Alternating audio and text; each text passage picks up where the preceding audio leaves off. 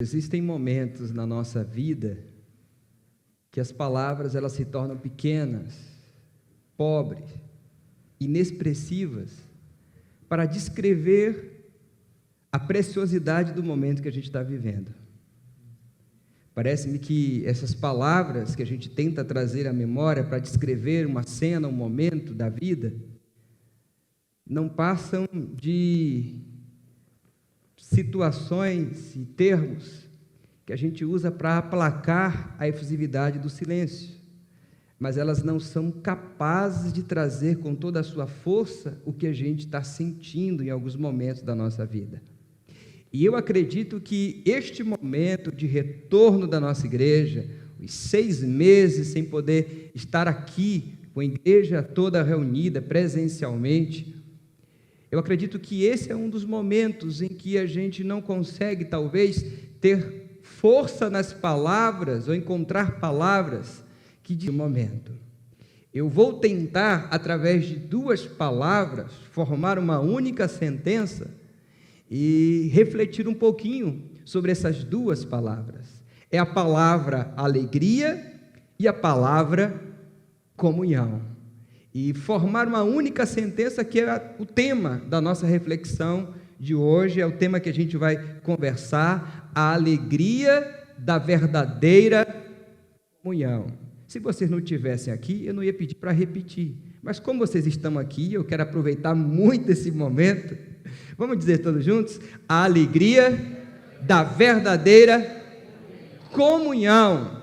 Você que está em casa, olha só, a alegria da verdadeira comunhão. Eu escolhi um texto, é uma carta paulina, a carta que Paulo escreve aos Filipenses. Essa carta aos Filipenses é uma carta chamada, conhecida pelos estudiosos, como a carta da alegria, porque aqui nesse texto, a expressão alegria e também os seus sinônimos se repetem por 16 vezes, são 4 capítulos aqui, 104 versículos, e a expressão alegria e sinônimos, é claro, se repetem por 16 vezes no texto. E é interessante a gente pensar sobre isso, porque é aqui na cidade de Filipos que o apóstolo Paulo, ele é preso, ele é açoitado com varas, e digo mais, ele é preso, ainda sendo preso, sem ter culpa alguma. E é nessa cidade que Paulo planta uma igreja, mesmo depois de uma humilhação pública, ele planta uma igreja e ele vai descrever que ele foi muito amado. E a igreja de Filipos, aqui, se destaca como uma das igrejas que mais ajudaram Paulo no ministério dele, enviando, inclusive, dinheiro para o sustento do apóstolo Paulo e cuidando do apóstolo Paulo. E eu quero ler com você o capítulo 1 da carta de Paulo aos Filipenses. Você que está aqui, abre a sua Bíblia, você que está em casa, acompanha com a gente também, Filipenses capítulo 1, e eu vou ler apenas os primeiros versículos. O texto diz assim: Paulo e Timóteo, servo de Jesus Cristo, a todos os santos em Cristo Jesus que estão em Filipos, com os bispos e diáconos, graça a vós e paz da parte de Deus, nosso Pai, e do Senhor Jesus Cristo. Agradeço ao meu Deus todas as vezes que me lembro de vós, sempre em cada oração minha por vós, fazendo súplicas com alegria, pela vossa cooperação no Evangelho, desde o primeiro dia até agora, sendo confiante nisso mesmo, que aquele que começou a boa obra em vós, a realizará até o dia de Jesus Cristo, como tenho por justo pensar isto de vós todos, porque vos tenho em meu coração, pois tanto nas minhas prisões, como na defesa e confirmação do Evangelho, todos vós fostes participantes da minha graça, porque Deus me é testemunha da grande saudade que tenho de todos vós, em entranháveis afeição de Jesus Cristo. E isto eu oro, que o vosso amor aumente mais e mais em conhecimento e em todo julgamento, para que aproveis as coisas excelentes, para que sejais sinceros e sem ofensa alguma até o dia de Cristo, sendo cheios de frutos da justiça, que são por Jesus Cristo, para a glória e louvor de Deus. Vamos orar mais uma vez? Senhor, a palavra que nós lemos aqui é um texto que a gente sabe, inspirado pelo Senhor, homens foram inspirados para escrevê-lo, e aqui a gente tem fonte de vida para todos nós, mas sabemos que de nós mesmos não há capacidade de fazer com que esse texto seja um texto de compreensão, mas agora, com o Teu Espírito Santo aqui, neste lugar, em casa, em todos os lugares, a gente sabe que esse Espírito pode sim colocar esta palavra no nosso coração, na nossa mente, e fazer com que esta palavra, ela produza vida em cada um de nós. Essa é a oração que fazemos no nome do Senhor Jesus Cristo. Amém. É interessante pensarmos sobre a alegria da verdadeira comunhão na perspectiva de Paulo, quando o Paulo está preso. Paulo está preso, possivelmente em Roma. Eu digo Roma porque ele menciona a guarda pretoriana que estava ali ao lado dele, e a guarda pretoriana é a guarda do palácio, portanto, estabelecida ali em Roma, e Paulo preso ali, vigiado pela guarda pretoriana, estando em Roma, aproximadamente 1.200 quilômetros de distância da região da Macedônia, da cidade de Filipos. O apóstolo Paulo está escrevendo esta carta, e historiadores vão dizer que, na verdade, são 3 cartas que a gente tem dentro dessa única compilação que chamam de carta. Foram 3 momentos escritos por Paulo e enviado para a comunidade de Filipos. Paulo está preso e escreve uma carta para falar de comunhão e para falar de alegria. Estranho isso, não é? Estando preso, falar de alegria, não podendo abraçar, não podendo ver, não podendo estar perto, estando distante. E aqui Paulo tem mais ou menos 10 anos que ele não vê a comunidade de Filipos. Tem 10 anos que Paulo não tem contato com a igreja de Filipos. Tem 10 anos que Paulo não senta lá para congregar com a comunidade de Filipos, nem toma um cafezinho, nem está perto dos irmãos de Filipos. E Paulo está falando de saudade, de alegria, e está falando de comunhão. Estranho isso, não é? Estranho para quem não tem a presença do Espírito Santo de Deus na sua vida, porque Paulo tem, e ele é cheio do Espírito Santo de Deus.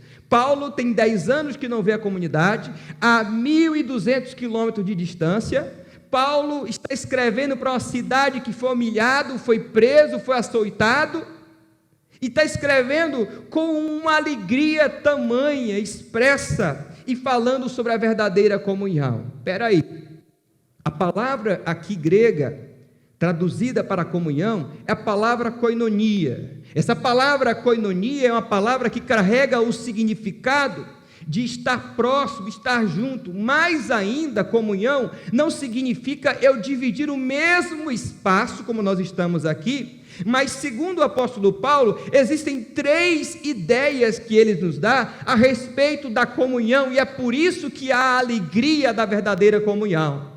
E esses 3 elementos, esses 3 ingredientes importantes, necessários para a comunhão, o apóstolo Paulo destaca que a primeira coisa aqui para a comunhão é a memória, é a ideia da presença da memória. Um estudioso chamado Warren Wiersbe, ele já fez esse destaque, e ele dizia que Paulo usa 3 ideias para descrever a verdadeira comunhão, e a primeira ideia que o apóstolo Paulo usa para descrever a comunhão é a presença da memória. Percebam comigo o verso de número 2, ele vai começar dizendo, saudando graça e paz da parte de Deus, e no verso 3 ele vai agradecer a todas as vezes que se lembrou de vós, da comunidade, dos irmãos, dos encontros, dos abraços, das celebrações, das refeições juntos, das visitas em casa.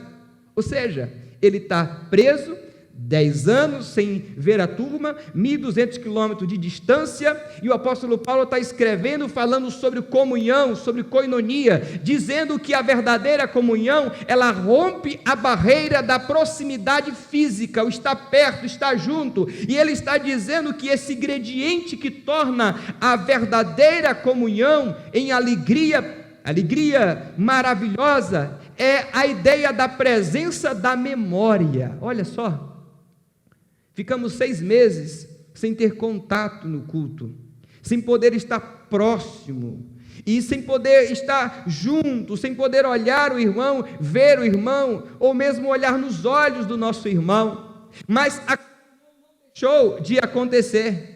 A comunhão não deixou de acontecer no meio da igreja, porque a comunhão, segundo Paulo, requer a presença da memória. Todas as vezes que eu me lembro de vós, Paulo considera ter comunhão com aqueles que têm 10 anos que ele não vê, a 1.200 quilômetros de distância. Ele diz: eu tenho comunhão, eu me lembro de vocês. E ele vai dizer que presença da memória é recordar, é recordação. E eu me lembrei do texto de Jeremias, Lamentações de Jeremias, quando Jeremias, já avançado em idade, olhando para a desolação de Israel, para a instabilidade política, econômica, ele começa a dizer assim: eu quero trazer à memória aquilo que me dá esperança. O Jeremias está visitando a sua memória para que comece a partir daí ressignificar o presente. Paulo está revisitando a sua memória para que essa comunhão continue presente na vida dele, ao ponto de dedicar cartas, seu tempo para escrever, ao ponto de não pensar em si mesmo: olha, eu estou preso, está todo mundo lá livre, por que eu tenho que me preocupar com eles que estão livres? Não, Paulo está escrevendo, preocupado com a estabilidade espiritual da igreja. Paulo está escrevendo para exortar, para incentivar, para falar como ele se alegra da postura dos irmãos, para falar como ele se lembra da ajuda que ele recebia, para falar de como ele era bem tratado naquela comunidade. Comunhão não significa somente estar partilhando do mesmo espaço, estar contato físico com o outro. Comunhão, segundo o apóstolo Paulo, a alegria dessa verdadeira comunhão reside justamente no fato de você revisitar a sua memória e se lembrar da comunidade de fé, da igreja que se reúne, das pessoas que estão aqui. E isso, para você que está em casa, é extraordinário, porque tem gente aqui, mas tem gente que não pode estar aqui por conta do número limitado de presença no culto aqui. Mas existe comunhão, porque tem a memória dos momentos bons que a gente viveu, a memória dos abraços, dos aconchegos, das festas, das alegrias, dos encontros, dos abraços. Paulo vai dizer que a verdadeira comunhão tem a presença da memória, mas também ele vai dizer que a verdadeira comunhão, a alegria dessa verdadeira comunhão, não traz somente a presença da memória, mas também traz a presença no coração. Isso mesmo que você ouviu, traz a presença no coração. O verso de número 7, ele vai dizer: como tenho por justo pensar isto de vós todos, porque vos tenho em meu coração, pois tanto nas minhas prisões, como na defesa e confirmação do Evangelho, todos vós fostes participantes da minha graça. Ele vai dizer que carrega a igreja, as pessoas, não só na memória, mas ele carrega também no coração. E carregar no coração significa a misericórdia, significa a sensibilidade, significa a preocupação. Como é que está meu irmão? Faz tempo que eu não vejo. Como é que está aquela pessoa que estava começando a caminhada de fé, depois veio a pandemia, a gente não pôde mais se encontrar. É o coração que traz essa sensibilidade de, mesmo distante, o recurso que o Paulo usa, carta. Hoje a gente tem muito mais recursos do que o apóstolo Paulo, não é isso? Um WhatsApp, uma videochamada. Hoje a gente tem uma série de mecanismos tecnológicos para poder ver, se encontrar, conversar com a pessoa e expressar, não somente o revisitar da memória, mas expressar o que sente o seu coração. Isso traz comunhão, a expressão do coração. Paulo vai dizer: olha, eu tenho 10 anos distante de vocês, mas o meu coração está aí. Nunca deixei de amar, nunca deixei de orar, de interceder, nunca deixei de pensar em vocês, e tem mais, nunca esqueci do que vocês fizeram comigo. Nunca vou deixar de lembrar dos momentos vividos aí. Paulo carrega a igreja de Filipos em seu coração. Ele podia carregar mágoa da cidade, pela experiência primeira que ele teve de prisão, de açoite, de ser envergonhado, de ser interrogado, mas não, ele carrega lembranças positivas, e eu tenho certeza que cada um de nós aqui, revisitando o nosso coração, para estabelecer uma conexão de comunhão, uma alegria, a verdadeira alegria da comunhão, a gente consegue ter empatia, sabe? Consegue sentir esse prazer, e essa alegria verdadeira. Foram 6 meses sem congregar, mas a comunhão não foi destruída da igreja, nem foi abalada.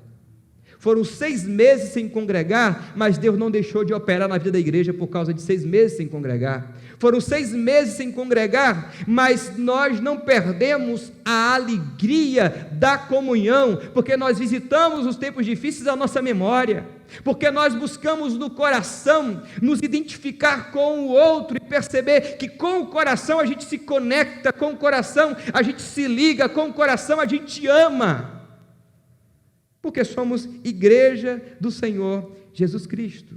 Paulo incorpora 3 ingredientes à alegria da verdadeira adoração. Eu vos falei sobre 2, a presença da memória, a presença do coração, mas tem um terceiro e último ingrediente que o apóstolo Paulo vai destacar aqui no texto, que é a presença nas orações, a presença na oração. Se você for olhar comigo o texto de verso número 4, você vai encontrar dizendo assim: sempre em cada oração minha por vós, fazendo súplicas com alegria. E não é uma oração como uma ferramenta causal para cutucar Deus, para Ele vir em meu favor e dizer: Deus me liberte, me tire da prisão, Deus me tire disso aqui, desse martírio. Não, é oração em favor do outro, é oração pelo outro, é oração para que a graça de Deus alcance o outro. E tem mais, é uma oração carregada de 3 elementos fortes aqui. Primeiro, é uma oração aqui, que é uma oração que é constante. Ele começa a dizer: sempre oro por vós, nunca me esqueço de orar por vós. Não é uma oração que ele faz: em 10 anos eu orei 2 vezes. Não é uma oração que ele faz displicentemente, não é uma oração que é feita rapidamente, como aquela oração que a gente costuma fazer na hora do almoço, ou antes das refeições ali, do café da manhã, do jantar. Não, é uma oração aqui, que a gente percebe que é oração constante, sempre em oração. Todas as vezes que me lembro de vocês, sempre em oração. Ou seja, estando distante, a alegria da verdadeira comunhão é oração constante, a presença da oração constante, porque a oração me liga com aquele que eu oro, Deus, e me liga com o irmão, a irmã, o amigo que eu trago para o meu momento de solitude, o meu momento de oração. Eu estou orando ao Senhor e de repente eu falo: Deus, cuide da vida de Luciano, Senhor, abençoa a vida dele, Pai, abençoa a família dele, o trabalho dele. Comunhão minha com Luciano, distante que nós estamos, mas estamos em comunhão, e eu sinto essa alegria em tê-lo como irmão, e eu oro pela vida dele. Olha que coisa interessante. Paulo está mostrando para a gente que é possível não estar presente e viver a comunhão e a alegria da comunhão na presença da oração. E que oração é essa? É a oração constante, sempre. Mas também a oração, além de ser constante, essa oração aqui é uma oração abrangente. Não é uma oração específica: Deus abençoe a liderança da igreja de Filipos, Deus abençoe especificamente. Não, é uma oração abrangente. Ele vai dizer aqui no texto, ele vai ser cuidadoso na sua carta em destacar da seguinte forma: ele vai dizer o seguinte, ele vai dizer: olha, sempre em cada oração minha por vós. É uma oração abrangente. Ele está orando pela igreja, ele está orando pelos irmãos, ele está orando pela comunidade. É uma oração abrangente, olha só, é uma oração que é constante, sempre eu oro por vocês. É uma oração que ela é abrangente, eu oro por vós, pela igreja, pela comunidade. E além dessa oração ser uma oração constante e abrangente, essa oração também é uma oração de alegria. Ele vai descrever aqui no verso de número 4, destacando o seguinte: fazendo súplicas com alegria. Olha só, fazendo súplicas com alegria. A ideia de súplica ou suplicar é uma oração intensa, é uma oração que leva tempo, é uma oração que se conecta, é uma oração com choro, com lágrimas, é uma oração compulsiva, um choro compulsivo talvez do coração de Deus, intervindo naquela situação em oração, se conectando, fechando os olhos, mesmo distante, e dizendo: Deus, abençoa esta pessoa, abençoa esta igreja, abençoa este lar, abençoa esse irmão, abençoa essa situação, mesmo estando distante. Olha, para você que pensou ou pensava que comunhão é só estar perto, comer junto, a expressão grega koinonia nos dá uma amplitude do entendimento sobre comunhão. E aí a gente se alegra, porque tem a presença na memória, a presença no coração e a presença nas orações. Na verdade, Paulo, a gente vai ver sempre no ministério de Paulo, a mensagem e o mensageiro estão intrinsecamente ligados. Paulo, a vida dele é a mensagem e o mensageiro se misturam, estão intrinsecamente ligados. Quem olha ao Paulo vê a mensagem, vê o Cristo nele, como ele mesmo declarou. Ele mesmo disse: não sou eu mais quem vivo, mas Cristo é quem vive em mim. E vai dizer: eu trago em meu corpo as marcas de Cristo Jesus, da trajetória de vida, do que ele viveu se entregando ao Senhor Jesus Cristo. A alegria da verdadeira comunhão.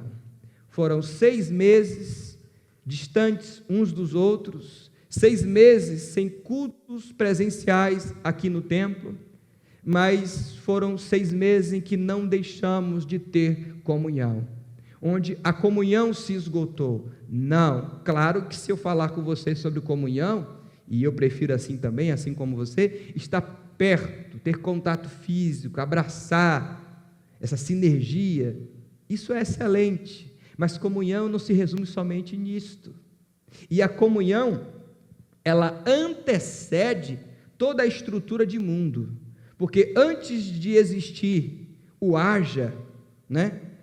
Terra, céu, luz, separação de águas, antes das expressões de separação, antes de criar o mundo, já existia a comunhão, Pai, Filho e Espírito Santo, que se relacionava, e o Espírito se pairava sobre a face das águas, e Deus, o Pai, estava lá, e disse a expressão dizer, o verbo, dizer é o verbo, é a palavra encarnada, que é o Cristo de Deus, que vem mais à frente e se entrega por nós. Comunhão existe bem antes de toda existência, de tudo isso que nós temos aqui, já tínhamos comunhão no Pai, no Filho e no Espírito Santo. Portanto, ela não é quebrada a partir do momento que eu não estou perto do outro.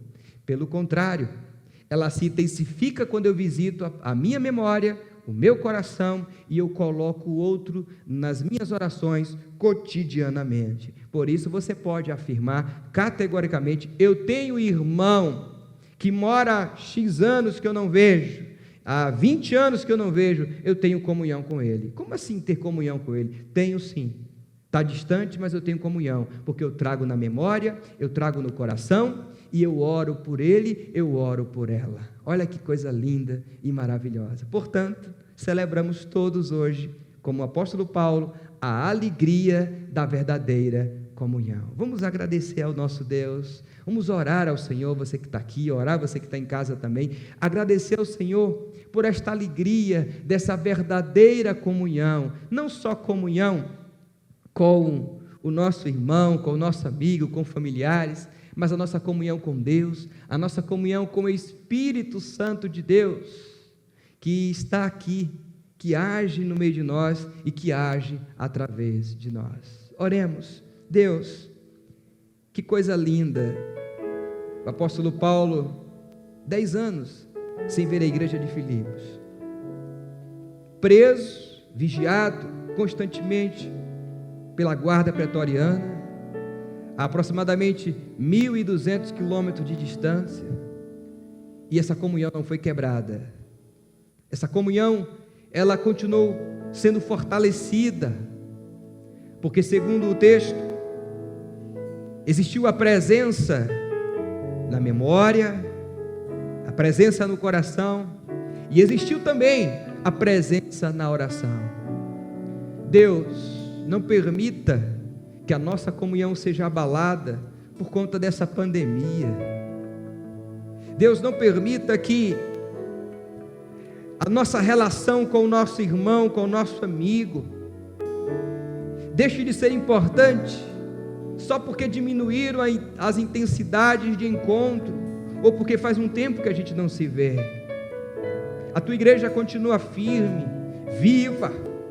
Ela não foi e não é abalada pelas circunstâncias da vida. Pelo contrário, a pandemia tem nos ensinado a superar os nossos limites, a reinventar. E o que chamam de um novo normal, nós viveremos em fé, rompendo em fé, todos os dias, porque nós temos um Deus extraordinário, que é vivo, que é eficaz, que é poderoso, que nos fortalece, e que nos momentos que nos sentimos sozinhos, o Senhor aviva a nossa consciência, o nosso coração, e através da oração nos reconectamos com Deus, nos ligamos com o nosso irmão e amigo.